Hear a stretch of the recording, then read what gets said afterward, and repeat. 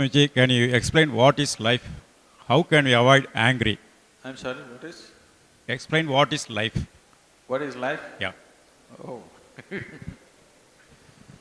And what's the second part of it? How can you avoid angry? How can you avoid anger?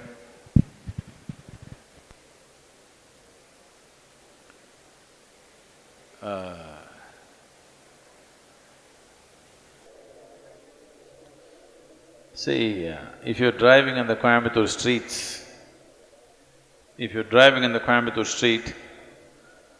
you have to avoid the medians which are placed in odd places. You have to avoid bad drivers.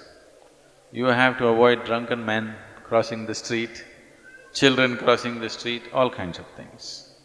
But when you're driving in Coimbatore street, do you have to avoid the moon?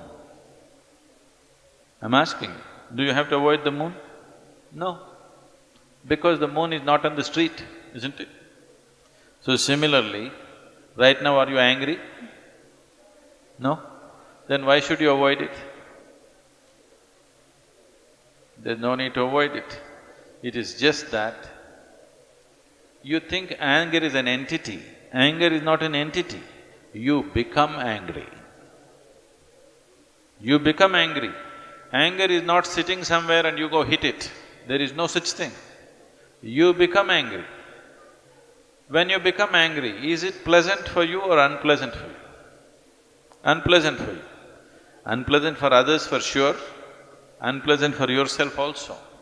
Today, medical science proves to you, when you're angry, you're actually poisoning your system, you know. We have always known this, but today chemical tests clearly show you that you're actually poisoning your system, generating poison in the system by being angry. So, why would you want to poison yourself? It is not a conscious act. You're poisoning yourself, you're causing unpleasantness to yourself only because your mind is not taking instructions from you, isn't it? It is not taking instructions from you. If it was taking instructions from you, you would have said blissfulness, isn't it? You wouldn't say anger. But now when you want to be peaceful, it is getting angry because it is not taking instructions from you. So if your mind is not taking instructions from you, you have to pay a little more attention to it. Why is it not taking instructions from you? If you understand this, you don't have to avoid anger, because anger is not sitting there and getting at you. You are becoming angry, you are becoming unhappy, you are becoming miserable. These things are happening to you essentially because you have not done anything to take your faculties under your control. It is happening accidentally, just by chance. If outside situations are good, you are also good. If outside situations are bad, you're also bad. That is not how human life should be. Human life should be like this. If I am good, everything around me becomes good. This should be the reality, isn't it?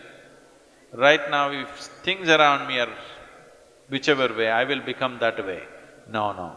Human consciousness should create situations.